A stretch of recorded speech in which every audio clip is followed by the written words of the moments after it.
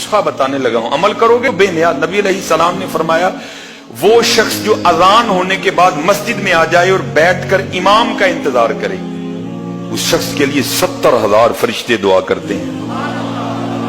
आज मुझे बाहर भेज दो हजरत, डोंकी लगा के भेज दो, कश्ती में छुपा के भेज दो, ईरान का बॉर्डर पार कर लूंगा, यूनान का बॉर्डर पार कर लूंगा, तुर्की का बॉर्डर पार कर लूंगा। उसको बताओ भाई रास्ते में गोली लगने का खतरा है, भाई मैं वो भी रिस्क ले लूंगा, लेकिन यहां 15 मिनट बैठकर जो इमाम के आने से पहले इमाम का इंतजार करे, 70,000 फरिश्ते उसके लिए दुआ करते हैं। मैंने वो दुआ नहीं करवानी, हुजूर बहुत कुछ दे के गए यार, हुजूर ने हमें तन्हा नहीं छोड़ा, बहुत कुछ अता कर गए।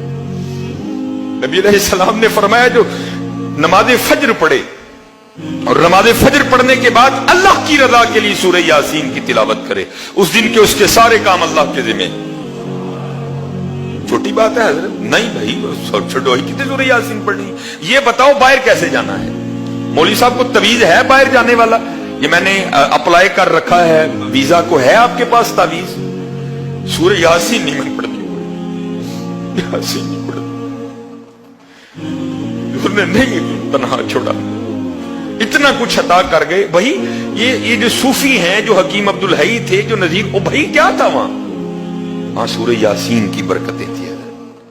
मैंने एक बार नहीं, मैंने सैकड़ों बार देखा, सोचा भी क्या है ये।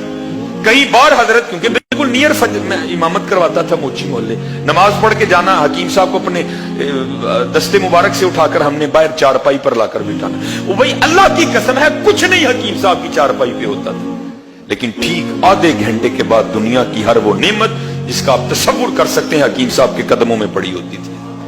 ये क्या था? ये सूरह यासीन की तबक बरकत थी। खोलो हजरत, हुजूर हमें नहीं इतना हाथ छोड़ के।